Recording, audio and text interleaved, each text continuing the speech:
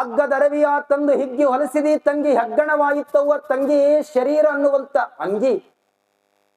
ಯಾಕೆ ಈ ವಿಚಾರವನ್ನ ಇವತ್ತು ಹೇಳ್ತಾ ಇದ್ದೀನಿ ಅಂತ ಕೇಳಿದ್ರೆ, ನಿನ್ನೆ ದಿನ ಬದುಕು ಭಾರವಾಗಿತ್ತು. ತಂದೆಯನ್ನ ಕಳ್ಕೊಂಡಿರುವಂತ ಗಂಗವ್ವ, ಈ ಪ್ರಪಂಚದೊಳಗ ನಾನು ಬದುಕಬಾರ್ದು, ಇದ್ದಿ ಮಾಡೋದಾದ್ರೆ ಏನದ ಹೇಳು ನೋಡ. ನಾನ್ ಸಣ್ಣವಳು, ಈ ಪ್ರಪಂಚದೊಳಗ ಇರೋದಾದ್ರೂ ಹೇಗೆ? ಅಪ್ಪ ಬಿಟ್ಟು ಹೋದಲ್ಲಪ್ಪ, ನಾನು ಇದ್ ಮಾಡೋದಾದ್ರೆ ಏನಿದೆ? ತಾರುಣ್ಯ ಬಂದಿರುವಂತ ಹೆಣ್ಮಗಳು ಒಬ್ಳೇ ಇರೋಕೆ ಸಾಧ್ಯನಾ ಈ ಪ್ರಪಂಚದೊಳಗ?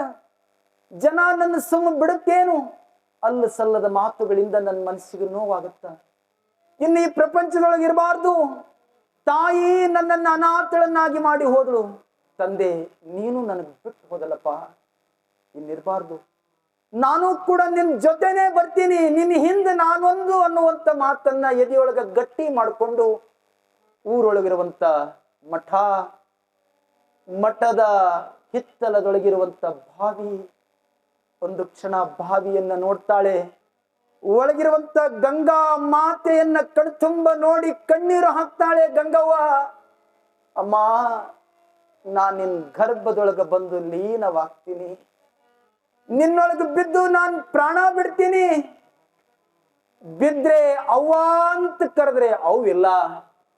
ಸಾರ್ಥಕ ಬಂದಿರುವಂತ ಜೀವನಕ್ಕೆ ಎದೆ ತಟ್ಟಿ ನಿಲ್ಬೇಕಾದ್ರೆ ಅಪ್ಪನಿಲ್ಲ. ಇನ್ ಮಾಡೋದಾದ್ರೆ ಏನದ ಹೇಳಿ ನೋಡ. ಸಾವೇ ನನ್ ಕೊನೆ ನಿರ್ಧಾರ ಅನ್ನುವಂತ ನಿಟ್ಟಿನೊಳಗ ಬಾವಿಯ ಮೇಲೆ ನಿಂತ್ಕೊಂಡು ಇನ್ನೇನು ಬಾವಿ ಒಳಗ ಹಾರಬೇಕನ್ನುವುದ್ರೊಳಗ ಮೇಲಿದ್ದ ಪರಮಾತ್ಮನ ಮೇಲೆ ಶ್ರದ್ಧೆ ಇಟ್ಟಿ ಇನ್ನೀ ಪ್ರಪಂಚದೊಳಗ ನಾನು ಬದುಕಬಾರ್ದು ಅನ್ನುವಂಥದ್ದನ್ನ ಮನದೊಳಗೆ ಇಟ್ಕೊಂಡು ಹಾರುವಂತ ತಾಯಿ ನಿರ್ಧಾರ ಮಾಡ್ತಾಳೆ. ಹಾರ್ಬೇಕನ್ನುವಂತ ನಿರ್ಧಾರದೊಳಗ ಮಠದ ವಿರೂಪಾಕ್ಷಿ ಸ್ವಾಮಿಗಳು ಬಂದು ಕೈ ಹಿಡಿತಾರೆ. ಅಮ್ಮ, ಏನ್ ಮಾಡ್ತಾ ಇದೀಯಾ? ಅಪ್ಪವ್ರ, ನಾನ್ ಸಾಯ್ತೇನ್ರಿ, ನಾನ್ ಬದುಕೋದಿಲ್ಲ, ನನ್ ಜೀವನಕ್ಕೆ ಆಧಾರನೇ ಇಲ್ಲ, ನಾನ್ ಬದುಕಿ ಮಾಡೋದಾದ್ರೆ ಏನದ, ನಾನ್ ಸಾಯ್ತೀನಿ ಅಂದಾಗ ಸಿದ್ದಯ್ಯ ಪುರಾಣಿಕರವ್ರು ಬರೀತಾರೆ, ಯಜ್ಞ ನೇಣು ಹಾಕಿಕೊಂಡು ಸತ್ತನೆಂದರೆ ಹಗ್ಗಕ್ಕೆ ಶಿಕ್ಷಾ ವಿಧಿಸುವರ, ಸೆಲಬ ಸುಟ್ಟಿಕೊಂಡು ಸತ್ತನೆಂದರೆ ದೀಪಕ್ಕೆ ದಂಡ ಹಾಕುವರ, ಉಂಡಿದ್ದು ಅಜೀರ್ಣವಾಯ್ತಂದರೆ ಬಾಣಸಿಗೆ ಬಂಧಿಸುವರ ಸ್ವತಂತ್ರ ಧೀರ ಸಿದ್ದೇಶ್ವರ. ಯಾರೋ ಒಬ್ಬ ಹುಚ್ಚ ನೇಣು ಹಾಕೊಂಡು ಸತ್ತ ಅಂದ್ರೆ ಹಗ್ಗಕ್ಕೆ ಒಯ್ದು ಶಿಕ್ಷಾ ಕೊಡ್ತಾರೆ. ದೀಪ ಮನೆಯಾಗ ಹಚ್ಚಿರುವಂತ ದೀಪದ ಸುತ್ತ ಒಂದು ಹುಳ ಬಂದು ಸುಟ್ಕೊಂಡು ಸತ್ತ ಅಂದ್ರೆ ದೀಪಕ್ಕೆ ದಂಡ ಹಾಕಕ್ಕೆ ಸಾಧ್ಯ ಏನು? ಹಂಗ್ಯಾಕ ಅನಾಕತ್ತಿದೇವ? ಮಾಡದ್ ಅಡಿಗೆ ಉಂಡ ಬಳಕ ಹೊಟ್ಟಿ ಕಡಿಯಾಕತ್ತದಂದ್ರೆ ಅಡಿಗೆ ಮಾಡೋಳಿಗೆ ದೋಷಣೆ ಮಾಡಕ್ಕಾಗತ್ತೇನು? ಹಂಗ್ ಮಾಡಕ್ ಹೋಗ್ಬೇಡ. ನಿನ್ನದೇ ಆಗಿರುವಂತ ಜೀವನ ಅದ, ಎಂತ ವಿಚಾರ ಯಾಕೆ ಮಾಡಾಕತ್ತಿದಿ? ಇಲ್ರಿ ಅಪ್ಪ ಅವ್ರ, ನಾನ್ ಸಾಯ್ತೀನಿ, ನನ್ ಜೀವನ ಕೊನೆಗೋಯ್ತು, ನನಗೆ ತಂದೆ ಇಲ್ಲ, ತಾಯಿ ಇಲ್ಲ, ನಾನ್ ಬದುಕಿ ಮಾಡೋದಾದ್ರೆ ಎಲ್ಲಿ? ನಾ ಯಾರು ಆಶ್ರಯದೊಳಗಿರ್ಲಿ ಅಂದಾಗ ವಿರೂಪಾಕ್ಷ ಲಿಂಗ ಸ್ವಾಮಿಗಳತ್ತಾರೆ, ಅಮ್ಮ ಹಂಗ್ಯಾಕನಾಕತ್ತಿದಿ? ಮಠದ ಅಂಗಳದೊಳಗ ಕಸ ಉಡಿಸ್ಕೊಂಡು ಸೇವಾ ಮಾಡು, ಮಠದ ಅಂಗಳದೊಳಗ ಭಕ್ತಿಯಿಂದ ದುಡಿ, ಆ ಮಹಾಂತನ ಕೃಪಾ ನಿನಗಾಗುತ್ತಾ ಅಂದ್ರಂತ. ಎಲ್ಲಿರೋ ಮಠದಾಗಿರು. ಯಾವಾಗ ಈ ಮಾತುಗಳನ್ನ ಕೇಳಿರುವಂತ ಗಂಗವ್ವ ಅಂದೇ ಸಾವಿನ ನಿರ್ಧಾರವನ್ನ ಹಿಂದೆಕ್ಕಿ ಮಠದೊಳಗ ಸೇವೆಯನ್ನ ಮಾಡ್ತಾಳೆ. ಒಂದಲ್ಲ ಎರಡಲ್ಲ, ಏನ್ ಸೇವಾ ಭಾವ ಬರಬೇಕಾದ್ರೆ ಎಲ್ಲರಿಗೂ ಬರಾಕ್ ಸಾಧ್ಯ ಇಲ್ಲ. ಮಠದ ಅಂಗಳದೊಳಗ ದಿನಾಲು ಕಸ ಗುಡಿಸೋದು, ಮಠದ ಅಂಗಳ ಸ್ವಚ್ಛ ಮಾಡೋದು, ಇದು ತಾಯಿ ಗಂಗವ್ವಳ ಸೇವಾ ಆಗಿತ್ತು. ಯೋಗ ನೋಡ್ರಿ ಎಂತದ್ದು. ಅಂತ ಮಹಾಮಠಕ್ಕ ಗುಡ್ಡದ ಮಹಂತ ಶಿವಯೋಗಿಗಳು ಬರ್ತಾರೆ. ಕಾವಿಯನ್ನ ತೊಟ್ಟು, ಕಾಲೊಳಗೆ ಆವಿಗೆಯನ್ನ ಹಾಕೊಂಡು, ಮೈ ಮೇಲೆ ಕಾವಿಯನ್ನ ಧರಿಸಿ, ಕೈಯೊಳಗ ಬೆತ್ತವನ್ನ ಹಿಡಿದು ಗುಡ್ಡದನಿಂದ ಮಹಂತ ಶಿವಯೋಗಿಗಳು ಬರಬೇಕಾದ್ರೆ ಸಾಕ್ಷಾತ್ ಪರಮಾತ್ಮ ಬಂದಂಗಾಗ್ತಿದ್ದ. ಸಾಕ್ಷಾತ್ ಪರಮಾತ್ಮ ಮಹಂತ ಶಿವಯೋಗಿಗಳು ಬಂದಾಗ ಬಿದನೂರಿನೊಳಗಿರುವಂತ ಊರು ಜನ ಎಲ್ಲ ಬಂದು ಮಹಂತ ಶಿವಯೋಗಿಗಳಿಗೆ ಪಾದ ಮುಟ್ಟಿ ನಮಸ್ಕಾರ ಮಾಡ್ತಾ ಇರಬೇಕಾದ್ರೆ ಸಾಲಾಗಿ ನಿಂತಿರುವಂತ ಜನ, ಸಾಲಿನ ಮಧ್ಯದೊಳಗೆ ನಿಂತಿರುವಂತ ಗಂಗವ್ವಳು ಕೂಡ ಬಂದು ದರ್ಶನ ಮಾಡತಕ್ಕತ್ತಳು. ಗಂಗವ್ವ ಬಂದು ದರ್ಶನ ಮಾಡಬೇಕಾದ್ರೆ ಮಹಂತ ಶಿವಯೋಗಿಗಳ ಪಾದ ಮುಟ್ಟಿ ನಮಸ್ಕಾರ ಮಾಡ್ತಾಳೆ. ನಮಸ್ಕಾರ ಮಾಡಿದಾಗ ಮಹಂತ ಶಿವಯೋಗಿಗಳು ಗಂಗವ್ವಳ ಉಡಿ ಒಳಗೆ ಪ್ರಸಾದವನ್ನಿಟ್ಟು ಪುತ್ರ ಸಂತಾನ ಪ್ರಾಪ್ತಿರಸ್ತು ಅಂತ ಮಹಂತ ಶಿವಯೋಗಿಗಳು ಆಶೀರ್ವಾದವನ್ನ ಮಾಡ್ತಾರೆ. ಗಂಗವ್ವಳ ಉಡಿ ಒಳಗೆ ಪ್ರಸಾದವನ್ನಿಟ್ಟು ಪುತ್ರ ಸಂತಾನ ಪ್ರಾಪ್ತಿರಸ್ತು ಅಂದಾಗ ಗಂಗವ್ವಳ ಎದೆ ಒಡೆದಂಗಾತು, ಎದೆ ಕವಳ ಹರಿದಂಗಾತು, ಕರುಳುಗಳು ಹಿಚ್ಚುಕಿ ಕೊಲದಂಗಾಗ್ತಾ ಇದೆ. ಯಪ್ಪ, ಎಂತ ಆಶೀರ್ವಾದ ಮಾಡಿದ್ರಿ, ಎಂತ ಆಶೀರ್ವಾದ ಮಾಡಿದ್ರಿ ನನಗೆ. ಈ ಜಗತ್ತಿನೊಳಗ ಪುರುಷನಿಲ್ಲದೆ ಮಗ ಹಡಿಯುವುದಕ್ಕೆ ಸಾಧ್ಯ ಏನದು? ನನಗಿನ್ನು ಮದ್ವಿನೇ ಆಗಿಲ್ರಿಪ್ಪ, ನೀವು ಪುತ್ರ ಸಂತಾನ ಪ್ರಾಪ್ತಿರಸ್ತು ಅಂತ ಆಶೀರ್ವಾದ ಮಾಡಿದ್ರಲ್ಲ, ಆಶೀರ್ವಾದ ಹಿಂದಕ್ಕೂ ತಗೋರಿಪ್ಪ. ನನಗಿನ್ನೂ ಮದುವೆನೇ ಆಗಿಲ್ಲ, ಅಂತ ಆಶೀರ್ವಾದ ಯಾಕೆ ಮಾಡಿದ್ರಿ ಅಂದಾಗ ಮಹಂತ ಶಿವಯೋಗಿಗಳ ತರ ಹಂಗ್ಯಾಕತ್ತಿ ಗಂಗವ್ವ, ನಿನ್ನ ಗರ್ಭದೊಳಗ ಜಗ ಬೆಳಗುವಂತ ಶಿವಯೋಗಿ ಹುಟ್ಟಿ ಬರ್ತಾನ, ಇದು ಗುರು ಆಶೀರ್ವಾದದ ಅಂದ್ರಂತ. ದೊಡ್ಡವರು ಮಹಂತ ಶಿವಯೋಗಿಗಳ ಆಶೀರ್ವಾದವನ್ನ ಪಡೆದುಕೊಂಡು ಗಂಗವ್ವ ದಿನಗಳನ್ನ ಕಳಿತಾ ಇರ್ತಾಳೆ. ಮಹಂತ ಶಿವಯೋಗಿಗಳು ಕೊಟ್ಟಿರುವಂತ ಪ್ರಸಾದವ ಊರ್ ಜನ ಮಾತಾಡ್ತಿತ್ತು. ಗಂಗವ್ವಳಿಗೆ ಸ್ವಲ್ಪ ಎಲ್ಲಾದ್ರೂ ಹೋದ್ರೆ, ಎಲ್ಲಾದ್ರೂ ನಿಂತ್ಕೊಂಡ್ರೆ ಗರ್ಭವನ್ನ ಧರಿಸಿರುವಂತ ಗಂಗವ್ವಳಿಗೆ ಎಲ್ಲ ಸಲ್ಲದ ಮಾತಾಡ್ತಾ ಇದ್ರು. ಅದೆಂತ ಕಠೋರವಾದಂತ ಶಬ್ದ.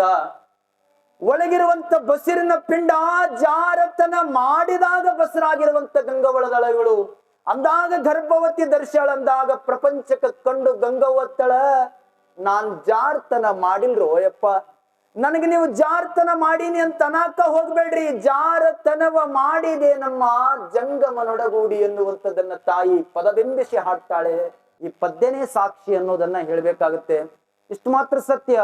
ತಾಯಿ ಗಂಗವ್ವ 9 ತಿಂಗಳು ನವಮಾಸಗಳನ್ನ ಹೊತ್ತು 8 ತಿಂಗಳಿಗೆ ಮಹಂತ ಶಿವಯೋಗಿಗಳು ಬಂದು ಗರ್ಭಕ್ಕೆ ಲಿಂಗವನ್ನ ಕಟ್ಟಿ ಅಷ್ಟಾವರಣ ಮಹಿಮೆಗಳನ್ನ ಅರುಹಿ ಆ ತಾಯಿಗೆ ಆಶೀರ್ವಾದವನ್ನ ಮಾಡಿದಾಗ ಗರ್ಭದೊಳಗಿರುವಂತ ಮಗುವಿಗೆ ಆಶೀರ್ವಾದ ಮಾಡ್ತಾರಂತ ಮಹಂತ ಶಿವಯೋಗಿಗಳು. ಒಬ್ಬ ಮಗನಿಗೆ ಜನ್ಮ ಕೊಡೋದಾದ್ರೆ ಸುಮ್ಮನೆ ಎಲ್ಲ, ಆ ತಾಯಿಗೆ ಮಕ್ಕಳಾಗ್ಲಿಲ್ಲ ಅಂದ್ರೆ ಒಂದು ದೇವರಿಗೆ ಹರಕೆ ಹೊತ್ತಾರೆ ಏನು? ದಾರ್ಯಾಗ ಒಂದು ಕಲ್ಲು ಕಂಡಿತ್ತಂದ್ರೆ ಕಲ್ಲಿಗೂ ಕೂಡ ನಮಸ್ಕಾರ ಮಾಡೋದ? ಯಾಕ? ಅದು ಕಲ್ಲಾಗಿರಲ್ಲ, ತಾಯಿ ಕಣ್ಣಿಗೆ ಅದು ದೇವರಾಗಿ ನಿಂತಿರ್ತದ, ಭಾವ ತಾಯಿದಂಗಿರುತ್ತ. ಸಾವಿರ ದೇವರಗಳನ್ನ ಹರಕೆ ಹೊತ್ತಿ ಮಕ್ಕಳನ್ನ ಹಡಿಯುವ ತಾಯಿಗಳು ಒಂದು ದೇವರಿಗೆ ಹರಕೆ ಹೊತ್ತರೆ ನೀವು ಮಗನಿಗೆ ಜನ್ಮ ಕೊಡ್ಬೇಕಾದ್ರೆ ದಾರ್ಯಾಗ ಏಸು ದೇವ್ರು ಕಾಣ್ತಾವ, ಎಲ್ಲರೂ ಹಿಂಗ್ ಕೈ ಮುಗಿಯದೆ ಒಳ್ಳೇದಾಲಪ್ಪ. ಸಾವಿರ ದೇವರಗಳನ್ನ ಹರಕೆ ಹೊತ್ತಿ ಮಕ್ಕಳನ್ನ ಹಡಿಯುವ ತಾಯಿಗಳು, ಕೂಲಿ ನಾಲಿ ಮಾಡಿ ಕಷ್ಟದಿಂದ ಬೆಳೆಸುವ ತಂದೆಯ ಕೈಗಳು. ತಾಯಿ ಜನ್ಮ ಕೊಟ್ರ ತಂದೆ ಬೆಳೆಸಿ ದೊಡ್ಡವನನ್ನಾಗಿ ಮಾಡ್ತಾನಂತ. ಸಾವಿರ ದೇವರಗಳನ್ನ ಹರಕೆ ಹೊತ್ತಿ ಮಕ್ಕಳನ್ನ ಹಡಿಯುವ ತಾಯಿಗಳು, ಕೂಲಿ ನಾಲಿ ಮಾಡಿ ಬೆಳೆಸುವ ತಂದೆಯ ಕೈಗಳು. ಅವ್ವನ ಹರಿದಾದ ಸೀರೆಯ ಸೆರಗನ್ನ ನೋಡದೆ, ಅಪ್ಪನ ಕೈ ಕೆಸರಾದ ಕೈಗಳನ್ನ ನೋಡದೆ, ಮಡದಿ ಮೋಹಕ್ಕ ಬೆನ್ನತ್ತು ಹೋಗುವ ಮೂರ್ಖರನ್ನ ನೋಡಬಾರದೆಂದು ಕಣ್ಮುಚ್ಚಿದೇನಯ್ಯ ಯೋಗಿನಾಥನ ಹೃದಯ ದೇಶ ಗುರುಪುಟ್ಟ ರಾಜೇಶ. ಹೆಂಡತಿ ಬಂದಾದ ಬಳಿಕ ತಾಯಿ ತಂದೆ ಮರಿತಿರಲ್ಲ, ಇದ್ಯಾವ ನ್ಯಾಯ ಅಂತ ದೇವರು ಕೇಳ್ತಾರಂತ. ಆದ್ರೆ ತಾಯಿ ಗಂಗವ್ವ ಅಷ್ಟು ನೋವುಗಳ ಮಧ್ಯನೂ ಕೂಡ 9 ತಿಂಗಳು ಶಿಶುವನ್ನ ಗರ್ಭದೊಳಗಿಟ್ಟುಕೊಂಡು ಜೋಪಾನ ಮಾಡ್ತಾಳೆ. 1000 ಜನಗಳು 100 ಮಾತನಾಡಿದ್ರು ಕೂಡ ಆ ಮಾತಿನ ಕಡೆ ಗಮನ ಕೊಡೋದಿಲ್ಲ. ಇದು ಮಹಂತ ಶಿವಯೋಗಿಗಳ ಆಶೀರ್ವಾದದ ಅನ್ನುವಂಥ ಫಲದಿಂದ ಆ ಮಗುವಿಗೆ ಸಂಸ್ಕಾರವನ್ನ, ಗರ್ಭ ಸಂಸ್ಕಾರವನ್ನ ಕೊಟ್ಟಿರುವಂತ ತಾಯಿ ಮುಂದೆ ಬರುವ ಶುಭ ದಿನದೊಳಗ, ಶುಭಗಳಿಗೆ ಒಳಗ 9 ತಿಂಗಳು 9 ದಿನಕ್ಕ 9 ನಿಮಿಷಕ್ಕ ಈ ಜಗತ್ತಿನೊಳಗ ಅಜ್ಞಾನದ ಕತ್ತಲೆಯನ್ನ ತೊಳೆಯುವ ಸಲುವಾಗಿ, ಪ್ರಪಂಚವನ್ನ ಪದಗಳಿಂದ ಮಡಿ ಮಾಡುವ ಸಲುವಾಗಿ ತಾಯಿ ಗರ್ಭದಿಂದ ಹುಟ್ಟಿರುವಂತ ಶಿಶು ಶುಭ ದಿನ ಒಳಗ, ಶುಭ ಮುಹೂರ್ತದೊಳಗ ತಾಯಿ ಗಂಗವ್ವಳ ಗರ್ಭದಿಂದ ಸುಂದರವಾಗಿರುವಂತ ಗಂಡು ಮಗುವಿಗೆ ತಾಯಿ ಜನ್ಮವನ್ನ ಕೊಡ್ತಾಳೆ.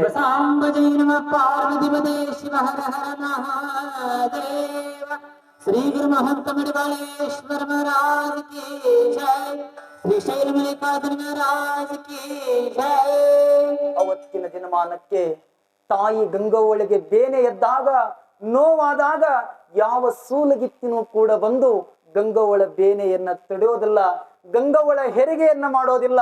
ಸ್ವತಃ ನೋವುಣ್ಬೇಕಾದ್ರೆ ಮಹಾಂತ ಮಹಾಂತ ಮಹಾಂತ ಅಂತ ಸ್ಮರಣೆ ಮಾಡ್ತಾ ಇದ್ರು. ಮೇಲ್ಗಡೆ ಮಹಾಂತನ ಪ್ರಾರ್ಥನೆ ನಡೀತಿತ್ತು.